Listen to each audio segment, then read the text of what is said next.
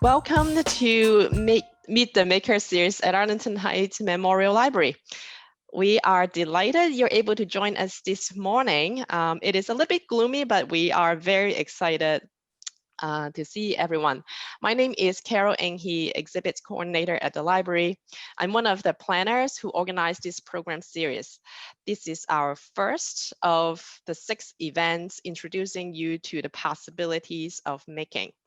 You can find details about the full series and meet all of our makers in the URL, which I will type in chats in a moment. So feel free to check it out, learn more about each artist. So without further ado, I'm pleased to introduce you to my colleague and our host for today's program, Chris Kruger, Makerspace Branch Assistant Manager. Chris, please take it away. All right. Well, hi, everybody. Thank you so much for coming today. As Carol said, my name is Chris Kruger. I am the Makerspace Branch Assistant Manager. And for those of you that might be a little bit new to the idea or just haven't had a chance to visit one of the other local library makerspaces in the area, I just thought I'd do a little rundown on what a makerspace is. A makerspace is a collaborative workspace. It's a place to spread out and work on a project if you don't have the space at home, a place to use tools and equipment that you might not normally have access to, a place to network and meet fellow makers in your own community, and a place to learn new skills and talents. At the library's Makerspace, we're going to have some really exciting technology and equipment available for things like laser cutting, 3D printing, and embroidery, as well as classes on art, cooking, sewing, and more. So if this sounds exciting to you, and I hope it does, and you'd like more information on our Makerspace opening in 2021, you can check out the Makerspace page on our website at ahml.info/makerspace. I'm going to drop a link in the chat right now for you. And then moving on, I'd like to talk a little bit about the Meet the Maker program series. In this series, we're going to explore different ideas and interpretations of what making is. We're really fortunate to have makers from across the Chicagoland area who want to share their passions and interests with us. And I think this series is special because it lets us connect with a really interesting group of makers with a diverse skill set. From artists to designers, craftsmen, and hobbyists, the maker community really covers a lot of ground as far as who considers themselves to be a maker and what they like to make. The makers in this series will cover quite a few mediums such as textiles, screen printing, mold making, beadwork, class art, and more. I hope you find this inspirational. I hope you find inspiration while learning about the processes and techniques from this series. I think this series will be a lot of fun, not only to see these makers work in their element and talk about their passions, but it's also going to give us the opportunity to ask questions and get feedback from these talented makers as well. So with that all being said, our first maker in our series, our keynote speaker, joining us today is Tanner Woodford. Tanner Woodford is the founder, executive director, and board member of the Design Museum of Chicago, where he leads strategy, partnerships, and special projects. He received a BS in design from Arizona State University in 2009, and returned to teach in 2010. Most recently, he teaches design thinking for social change at the School of the Art Institute of Chicago and paints large-scale typographic murals across public spaces on nights and weekends. In 2020, he was appointed by Mayor Lori Lightfoot to the City of Chicago's Cultural Advisory Council. As a designer, educator, and entrepreneur, he has taught, lectured, and led workshops on design issues, social change, and design history in classrooms and at conferences. So with that, Tanner, I'm going to turn it over to you. Fantastic. Thank you so much. Let me get my screen situated here. And welcome everybody while I'm doing this. All right. It's fantastic to see you all today. There's some familiar names and a lot of folks I don't know, so it's really exciting to meet you all. Hello, my name is Tanner. It's great to meet you. I'm thrilled and honored to be here. Thank you so much to the Arlington Heights Memorial Library for the very kind invitation. I've really been looking forward to this for a long time. There are 3 things I'd like to tell you about myself today. One of the things I'd love to do is paint large-scale typographic murals. This is Things Take a Long Time, next to Union Station in Gary, Indiana, a city known for its past glories and current struggle. Beginning in the summer of 2018, over 50 local and international artists have worked on more than 40 sites across the city. This is my mural for Gary, a reminder to hold tight. Second, I'm the founder and executive director, as Chris mentioned, of the Design Museum of Chicago. We're a small nonprofit organization with only 3 full-time staff at the moment, which has grown into an arts leadership role across communities through 17 exhibitions and more than 180 events. We work widely across disciplines and are settling into our role as an educational organization. Though our primary function is a museum, we often work on projects outside our 4 gallery walls. The most recent example, which I'll tell you more about in a bit, is Postcards to Chicago at Navy Pier. In an effort to put design in places the public already goes, we partnered with Navy Pier on a mural on the north side of the building. Since we can't be in a building right now due to COVID, we've elected to be on a building. Being nimble is so important, especially now. So before telling you any more about this work specifically, I wanted to take a step back and tell you why I do what I do. So first, what is design and how do I approach it? Well, in my mind, Paul Rand had the ultimate definition of design. He said, design is the manipulation of form and content within context. I just want to say that again. Design is the manipulation of form and content within context. The 3 words I want you to pay attention to here are form, content, and context. In this example, made by Paul Rand, form is the placement of the letters and the confident brush marks. Content is the language, the images, and the color choices. Context comprises everything else, from the political landscape at the time of its publication to the magazines and newspapers that this ad ran in. Here's a very different example from the same designer made for Chicago-based Container Corporation of America's Great Ideas of Western Man ad series. In this image, form is the broken wood and ripped paper, content is the painted face or maybe the copy on the paper, and context is kind of hard for me to define. These 2 examples are obviously design, but I also believe design can be defined very broadly. Let's look at the edges. Given the definition, design is the manipulation of form and content within context, one could broaden the field to look at edge cases. Apple is so good at this. They use design every single day to manipulate people. One small example, every laptop screen in an Apple store is reset every single day to exactly 70 degrees. Why? This angle makes viewing content slightly uncomfortable, so you have to physically touch the screen to adjust it. When you touch it, psychologically, you feel ownership. It becomes yours. In this case, the manipulation is clear. The form is the angle of the screen, and I guess that makes you the content. Design also plays a hidden role in all major sporting events.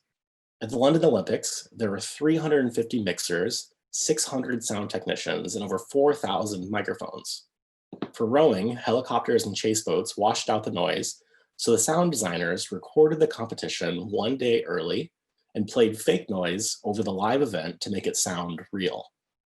With an understanding of environment and context, designers can use tools and communication channels to manipulate perception, ultimately defining the way people feel. I think that's so interesting. Sound dramatically alters the way you experience the world. A car door opening and closing is the first impression noise you have to a vehicle. You hear it before the engine. A loud clunk noise inherently sounds more expensive and of a higher quality. Car manufacturers carefully design this sound, and some have pursued patents for their specific version of the noise in the past. In technology, micro-interactions are commonly used in interaction design to help a visitor better experience a system. When designing these systems, it's important to remember that your audience only knows what you choose to tell them. You are in control. Instagram knows this. Most apps upload here after you've selected a photo and typed in all of your content. Instagram chooses to upload here. At this point, they know the image is selected. You might make some minor edits, but they know that they have some time while you're filling out metadata. But by the time you click share, the photo has already been transferred to the cloud and the experience feels faster than other apps. When Instagram debuted and the internet was still pretty slow, this was a massive competitive advantage against other photo sharing applications. Remember, design is the manipulation of form and content within context. Designers control all 3, form, content, and sometimes context. While it's fun to imagine design at its edges, including how small interactions can change the way you see the world, it would be pretty irresponsible not to talk about the real harm these platforms can cause. We're all more aware now than ever of the power of social media and manipulating the opinions of the masses. It's clearly getting worse as governments use it to manipulate public opinion. It's becoming a rising threat to democracy. We're living in a dangerous time. My personal practice focuses on things that are within our control. Designers have a responsibility of solving problems and actively working to improve the human condition. How do we invent these opportunities? So now I'd like to tell you a little bit more about the Design Museum of Chicago, a nonprofit organization I started in 2012. We are organized to educate, inspire, and foster innovation through design. Museums have changed quite a bit over the past millennium. How can a youthful, adaptable, and collaborative organization function today? And more importantly, how can a museum make life better? We work within small teams that make a massive impact because we value partnerships. I can say with confidence that nothing we do at the Design Museum would be possible without an array of partners, from volunteers to board members, to those we create artwork with, and the public that views it. Everybody's involved. For our first 5 years as a permanent museum, we were located on the 3rd floor of a public shopping mall in the heart of the Chicago Loop. Instead of trying to convince the general public to come find us, we decided to embed our exhibitions in a place the public already goes. Our cornerstone audience is comprised of families, tourists, passersby, Republicans and Democrats, the young and the young at heart. Invoking an audience that might not otherwise seek us significantly lowers the barrier to entry, then capitalizes by being free and open to the public. It's worth noting the museum also acts as a destination for designers and creatives, hosting and planning hundreds of events, workshops, and discussions since our founding in 2012. Pictured here is Unfolded, made with paper. It was a juried exhibition that highlighted the work of the Chicago design community, but also included contributions from across the world. It explored the materiality of paper by acknowledging an era of digital technology when more and more aspects of our lives are playing out on screens. It concluded that paper remains unparalleled in its importance and usefulness in design, and that today's designers, artists, and architects rely heavily on paper-based materials in the development, communication, and presentation of their ideas. Unfolded ran for about a quarter from April to August in 2016. Though it may be hard to believe, this photograph and the last one are in the same gallery. In fact, they are back-to-back exhibitions. In an attempt to define design broadly, the museum carefully designs the cadence of its exhibitions and programs so the form and content of each is vastly different from those preceding and following it. This is New Horizon, Architecture from Ireland, a traveling exhibition in partnership with Irish Design 2015 and the first Chicago Architecture Biennial. It featured installations by 3 Dublin-based architecture firms, A2 Architects, GKMP Architects, and Ryan Kinahan. The design concept paid tribute to Chicago's famous grid system established by Daniel Burnham in the Plan of Chicago and the world-famous architecture of Mies van der Rohe. Its physical expression featured a mirrored ceiling that visually extended a supporting grid of I-beams out to infinity. Though the interior was highly polished, the exterior was more exposed, highlighting the way spaces and environments are designed by architects to evoke emotions. Utilizing the shared language of design to communicate its impact on our lives, the Design Museum is interested in both the precious and the ordinary, highlighting the impact of design in daily life.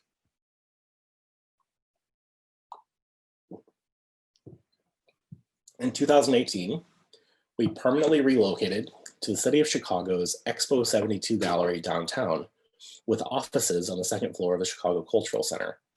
We learned a lot of lessons in the shopping mall about interacting with the public, and then took those lessons and sort of baked them into this new location. Ended up getting many more visitors, a broader range of people. It was a really exciting move for us. Last year at Expo 72, we organized Setting the Stage, Objects of Chicago Theater, in partnership with DCASE and the League of Chicago Theaters. We collaboratively identified, then called, emailed, or wrote to each of the more than 350 theaters in our city. We asked them all to contribute a prop, costume, or story that represents them. We then worked closely with each theater to compile written information for exhibition didactics. We wanted to ensure the content stayed in the theater's voice when presented to the public and not in the museums. We work really hard to create platforms, and then we take a step back. Once we realized that larger companies could participate because they generally had the resources to do so, we worked even harder to share stories from smaller and younger organizations and companies that did not have a relationship with, or they had a strong presence outside of the loop. This process resulted in an exhibition of 60+ theaters from Broadway in Chicago to Idle Muse, with objects ranging from a costume inspired by Josephine Baker to a 20-foot-long octopus tentacle that Commissioner Mark Kelly is standing under here, which was from Looking Glass. I am exceptionally proud of our partnership with Chicago Public Schools Department of Arts Education, in which we collect, organize, and present student artwork. Last year, we were able to host the work in our gallery, lifting students up while celebrating their achievements. When COVID postponed this year's exhibition, we quickly pivoted to a virtual exhibition. We received over 1,000 submissions this year from more than 80 schools in Chicago, went virtual with a public database, and partnered with Facility Foundation to award 3 unrestricted scholarships to rising elementary and high school students. And these are the 3 scholarship winners you can see on the page now. You can see all of their work at cpsallcityvisualarts.org. There are so many amazing and talented kids in our city, and it's been so fun getting to see their work and interact with their teachers. So exhibitions are kind of the main product of the museum, but in addition to that, we host and partner on a lot of different types of events. More than 180 since our founding in 2012. I think we're up to 186 that we've documented. This slide has all of them. I want to show you a few specific case studies, but first just wanted to show you the full breadth. We've also got this full archive up on our website if you want to check it out if you're curious. And each of these events has an image and a description and photographs and that sort of thing. One of my favorite programs the museum has done over the years is an open source Enzo Mari chair building workshop. Basically, everyone shows up and meets one another, and then Tim Parsons, who's a member of the faculty at the School of the Art Institute of Chicago, would give an introduction on the life of Enzo Mari. Enzo was a designer who sold plans to make furniture instead of the object himself. He was a visionary. Then we all grabbed hammers and nails and started building a piece of his portfolio to take home after the workshop ends. This is the type of event that I think would fit in perfectly with the Makerspace. Another project we've done is the Great Ideas of Humanity. It's a series of advertisements in which contemporary artists and designers are asked to create artwork that responds to quotes by leading scientists, philosophers, and academics. The series serves as an acknowledgement of the increasing globalization of our world and the resulting cross-pollination of ideas, philosophies, societies, and culture. It's inspired by the Great Ideas of Western Man campaign by Chicago's Container Corporation of America, an organization you're going to hear me talk a lot about. They're a huge inspiration of mine. Advertisements from this series have been displayed downtown Chicago on its bus rapid transit advertisement stanchions, which you can see here, but also across the world. In 2016, I can't believe it was 4 years ago, the Design Museum was invited to bring Great Ideas of Humanity exhibition to the Business of Design Week conference in Hong Kong. Around 120,000 people visited the exhibition over the course of just a few days. We used this opportunity to commission new work from practicing designers in Chicago, all in response to philosophical questions and ideas. It was one of the most exciting and humbling experiences I think I've had while at the museum. We came back to Chicago full of energy and ready to bring great ideas to our city. We did this in a number of places, but among the most visible was an installation at 1200 North Branch on Goose Island. We had a variety of images printed on horizontal and vertical plywood and installed them at a visible intersection just off the expressway.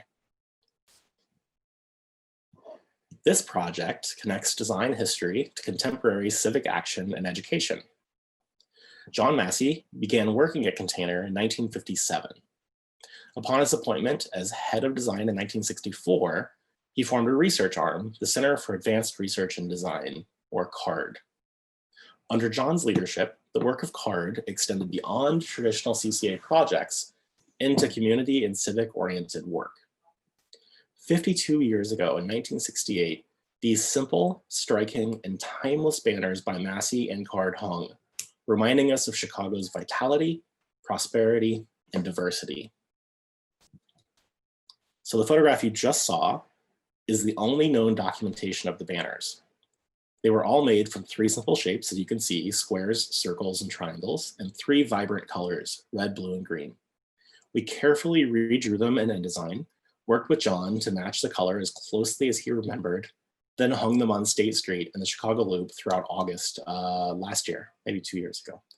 The banners were timeless. They were as simple, striking, and effective today as they were decades ago. And more excitingly, for me at least, we collaborated with a group of 3rd grade students from Miss Blake's class at Philip D. Armour Elementary School in Bridgeport and gave John's ideas new life by creating new images from the original shapes and colors that he specified. We brought these kids, these students, and their families down to the Loop to show them their work on display, and it was such an incredible and moving experience. There was one kid in particular who I'll never forget who came down with his parents and grandparents, and just seeing his work on State Street gave him so much confidence. It was really moving. Another example of us being nimble in our programming occurred when we launched the Chicago Design Market back in 2017. We had a strong retail presence in the Block 37 shopping mall. It opened an assembly of 5 rotating pop-up stores next to our gallery. Stores included established businesses that have never had a retail presence, like Colossal, Gallery F pictured here, and You Are Beautiful, but also emerging businesses who are trying out new concepts. We accomplished this by not charging a fixed monthly rent, instead taking a commission on sales made in the space. In short, we were able to leverage our relationship into an opportunity for the broader community. We like to do that. This year, starting in April, we hosted Raising Products with Black House Studios, a virtual conversation series on art, design, and communities of color. So far, the series has included really fantastic discussions between speakers like Paula Aguera of Borderless Studio, Obi Nowazota of Orange Skin, Aaron Harkey of DCase, and so many others. We are planning to continue this program. We'll start our 5th one this year, or next year. Through Designing a Better Chicago, in partnership with DCase and the MART, we awarded Design Impact Grant funds to 2 organizations last year. We quickly learned, I guess that was this year, we quickly learned that the best investment you can make is often directly with those who are already doing the work. This year's grantees included Chicago Mobile Makers on the left and Friedman Place, Maplewood Housing for the Visually Impaired on the right. This work empowers each organization to reach directly into their communities through mobile workshops or sharing knowledge on how specific design implementations have improved life for visually impaired residents of Maplewood. And finally, as promised, this is Postcards to Chicago. This project is a tribute to the things that make Navy Pier, Chicago's premier landmark, unique. Nearly 600 feet long and 90 feet tall, it's a bold, vibrant, and highly visible reminder of what we love about our city. It's easily the biggest thing I've ever made. We incorporated photographs into the artwork taken by a talented group of photography students from Harry S. Truman College, City Colleges of Chicago, the School of the Art Institute of Chicago, and the University of Illinois at Chicago. These 2 photographs were taken by 5 talented students: Victoria Marty Daniel Reyes, Myra Cruz Mendoza, Marco Takua, and Marilyn Ramirez from Harry S. Truman. Their teacher was Jacqueline Silverman. In addition to integrating student voices, Postcards to Chicago also required collaboration among the boards and staff of Navy Pier and the Design Museum, donors, college administration, printers, and interns. Far and away though, the biggest challenge for this project was its fabrication and installation. By partnering closely with Navy Pier and Color4, we developed a billboard system that allows for the artwork to change over time, potentially giving others an opportunity to work on this massive new canvas in the future. The installation required literal tons of vinyl material, more than 7,000 screws, hundreds of hours, and a careful accounting of vents and exterior airflow. Beyond that, it has to withstand some of Chicago's harshest weather conditions.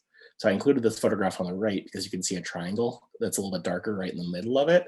And that is a change in material to account for a vent that's behind it. It was a significant amount of research. Bruce Beck asked a prescient question in 1960, and I think about it a lot. Where does design begin? Just a quick note that this image was made for a 27 Chicago designers publication and is courtesy of the Chicago Design Archive. If you're ever looking for inspiration, that's a great place to start. My artwork outside of the Design Museum is an extension of this curiosity of Bruce's. The most recent manifestation of my personal practice is Pride and Promise, a monumental 40-foot tall, 6,000-pound Christmas tree that pays homage to Chicago's six-pointed star, which resonates deeply across our culture. It's featured at Lightscape in the Heritage Garden of the Chicago Botanic Garden and is composed of hundreds of stars varying in size. The tree is internally and externally lit and is full of the hope and optimism that we really need right now. Next to deciding on a final proposal for the tree, the biggest challenge for me was understanding its scale.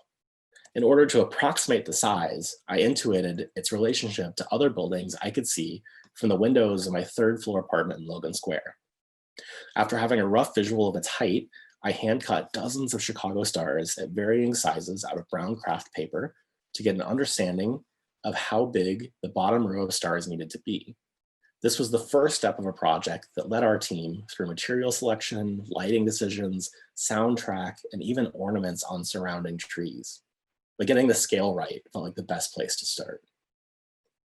Scale is an important and ongoing part of my work. For the last few minutes of this presentation, I'd like to focus on 5 murals I've made over the past 2 years. Why 2 years is an important question. I found myself so full of creative energy after the birth of my daughter, Emmy. Murals quickly became a new outlet for me. And on the way to daycare this morning, I told her I was going to talk about her, and she smiled as big as she is in that picture. First, this dramatic black and white mural was painted at the Wonder Museum in 2018. It is on the exterior structure of a Yayoi Kusama infinity mirror room at a museum that encourages its visitors to step into a space that reveals the wonder of the natural world around us and invites them to explore a new genre of immersive experience. It's approximately 20 feet wide, 14 feet deep, with a staircase extending out around 8 feet in front of it. It was the very last experience in an otherwise full museum and encouraged visitors to take a load off and have a conversation about what they just witnessed. As you can see here, the fabrication process requires a whole bunch of painter's tape, patience, and a lot of time. I've learned the planning process takes about as much time as the actual painting, which takes about as much time as the touch-up work. This piece, in particular, had a lot of wear and tear as visitors sat and walked across the artwork. This year, I've been confined to my home studio more than I expected, like you, which has caused me to practice my craft. I've spent a lot of time working on companion canvases for murals I have previously painted in public space. Here you can see I'm trying to mimic the 3-dimensional stairs in 2-dimensional space. At 4 by 5.5 feet, it's considerably smaller than the original mural. This process has forced me to distill the main artwork down into its core idea. Here's another mural I'm really proud of, which I painted last year. Since 2014, Soho House Chicago has asked dozens of artists to paint murals on its north and south cornerstones. Each mural gets covered monthly with 2 layers of gray paint. By excavating these layers with a power sander, blowtorch, and a variety of tools, this piece reveals more than 150 layers of neon spray paint, gold leafing, and wheat paste graphics from some of Chicago's most prolific artists. All in, I painted 2 murals over the course of 2 weekends, which were roughly 9 by 9 feet each. My friend Drew Hickey took these photos with a micro lens, revealing years of colors and a few short millimeters of paint. I believe the tie-dyed looking image on the left is evidence of the power sander removing blowtorch and knife combo. To be honest, this whole process of making this piece is kind of a blur, but I thought the context might help a little bit. And as you might expect, I was very excited to work on the companion piece for the Soho House mural. This started as a practice canvas in which I had tried a variety of ideas, mediums, and techniques without any real intent over a few months. The layers formed a nice backdrop for a collage of paint chips I saved from the process of the Soho House. On top of that, I added my own layer just as I did on site. Side note, the color here is called calamine. It's a pink so light, it's almost white. This painting is 30 by 40 inches. Following a designer to find value in waste material, I think I said designer, following a desire to find value in waste materials, this mural repurposes around 30 gallons of leftover paint from years of exhibitions and installations at the Design Museum. It was painted on my friend Kevin's garage door in Lincoln Square. He is an incredibly active person. We painted it together the weekend after the Design Museum opened an exhibition of the same name, Keep Moving, on the history of bicycling in Chicago. It's 16 by 8 feet, acrylic on metal. Painting this was so much fun. Kevin and I each took turns choosing a color and adding it to the collage in a specific way, like horse. For example, he'd choose orange and throw it at the door. I'd do the same thing, then choose the next color, yellow, and make circles and rinse and repeat. We just did that over and over again throughout an entire day. Then it started sprinkling, which turned into an unexpected drizzle. The texture was drippy, psychedelic, and organic before it started raining, but in the end, it only added to the experience. Visually, it made some of the colors run together and blend into one chaotic full field of color. I've learned over the years to be open when things start to unfold naturally, especially when they aren't within my control. As with the others, the companion piece here is much simpler. It's the same proportions as the garage door, but comes in at 2 by 4 feet. I wanted to try to control the chaos a bit more, so I constrained myself to one method for the entire piece. I used pipe cleaners to create long, wispy lines with a lot of space between them. I'm constantly searching, again, for the simplest expression of the idea in my work. This is a permanent installation at the Threadless headquarters in the West Loop. Time changes everything. It's made from a silver, metallic, rainbow, iridescent, and color-changing vinyl. It looks different every time you see it and from any location you're standing at. It's approximately 6.5 by 6.5 feet, and it's the first time I've started to stretch words both horizontally and vertically. I've started its companion piece, it's in my kitchen, but I haven't made enough progress yet to include the image here. The last mural I want to show you today, for which I have also not yet finished a companion piece, is called Make Things That Change Things. It's painted on the 36th floor of the Weber Shandwick headquarters in the John Hancock building. It serves as an optimistic and playful reminder to make work that changes the world. It's approximately 10 by 5 by 8 feet and wraps around the entryway to the kitchen. I wanted to end with a process shot and a detail shot. The picture on the left shows the final mural once it was fully taped off. Spacing the tape, as you can see, was particularly consuming. I started by precisely laying out the space between the words, followed by the space between the letters. I kind of worked my way in that way. On the right is a light switch cover that I integrated into the design. These unexpected details make a piece like this so much more delightful. That's all I've got prepared. I'm more than happy to answer questions. I've also included my email address and social media here. Please do feel free to reach out if I can do anything for you. I'm always happy to talk. Thank you very much. All right, thank you, Tanner. That was terrific. Really, I love the last shots too, showing your the masked off painting. I love to see the kind of the behind the scenes looks like that. That's very, very cool. So if anyone has any questions, feel free to drop them into the chat.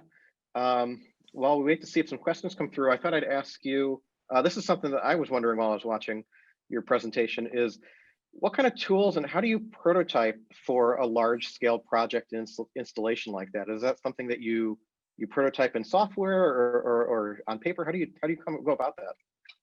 That's a great question. And I honestly generally do most of the work at the site on the wall. So when I'm preparing to do a giant mural, my process has evolved a bit, but I've got a vinyl cutter. And in fact, I can show you, it's right next to my desk here. And I'll go through and as you saw in some of the photographs, I'll make the top part of the letter and the bottom part of the letter and then connect them with tape. So when I'm prototyping and trying things out at home, I'm on canvases. I'm using my vinyl cutter to see what level of detail I can get to, trying to figure out how I can sort of remove the tape and make a straight line. It's a lot of sort of practicing the craft, but then when you show up on site, there are always things that surprise you. So you have to kind of be open to that and have a lot of tools in case you need them. But it's a really great question, and frankly, it's different for every single project. I believe that. I believe that. Certainly, if only for the scale. Yeah, right. Okay, we have a question here. I lost it. Hang on 1 second. Who's a partner you might not have imagined working with, but had a great experience with? Oh, that's a great question. Every single partner I end up having a great experience with, because I really do. I mean, not every single partner, but by and large, 99.9% of them. In fact, I think that the most unexpected bit of fun was with Kevin on his garage door, just spending the day out there with a really good friend who's so happy and so optimistic, and just being in the moment for a solid 8 hours, talking and throwing paint and that sort of thing. And then to kind of have that experience where it started raining and it was unexpected. We both kind of looked at each other and we're like, should we wrap? Should we keep going? And just sort of being in the moment, forgetting about the world for a few hours was really lovely. And then coming back with my kid later, who's also friends with Kevin, and showing her, and she was blown away, even though I don't think she really knows what's going on. But that was a really fun experience personally. At the museum, we are doing this new virtual conference called Retreat. It's an asynchronous virtual conference that lasts about a week. We have one coming up next week, which I'm really excited about. And we have a couple of partners like the Museum of Science and Industry and the Shed Aquarium. Silver Room is doing a music performance, and often it's the folks that are just sort of on the periphery of design that are interested in trying to figure out how their field interacts with design, how music and design interact, or how theater and design interact. Those kind of partners are always really fun. They make me see my field a lot differently. Very cool. All right, here's a question for you. And I think you talked a little bit about this, about the materials you use, but how does the installation location change the medium and materials you use? Is that something you think of beforehand, or is that something you kind of discover on site? It really depends. The first mural I ever painted, things take a long time, that I showed at the top of the presentation in Gary. That one in particular, we had all kinds of walls that we were looking at the moment, and Gary, they're so sweet, organized over there. They had a group of volunteers that primed all kinds of locations to be ready for muralists, and we had a long conversation. And when things take a long time, it's actually the type of message that I want to fade over time. I want it to degrade. I want it to change.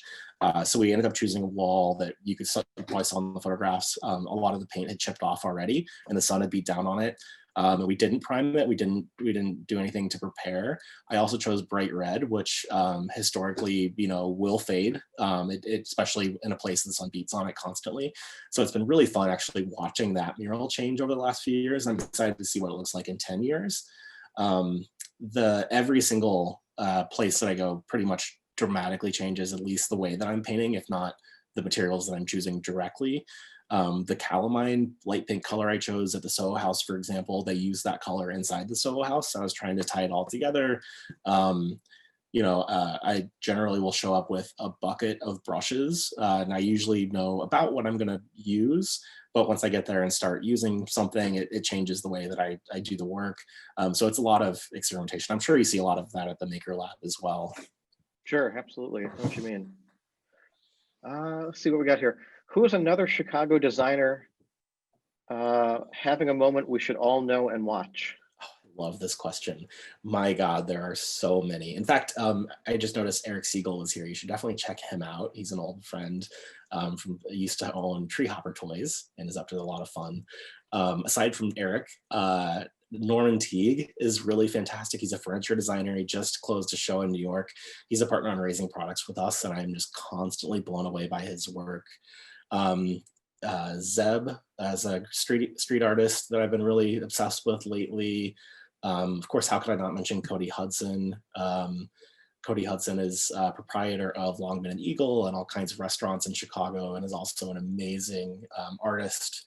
I think I just mentioned all guys. So I'll throw out Caitlin Lewis, who's really a really wonderful artist who I've been keeping an eye on lately.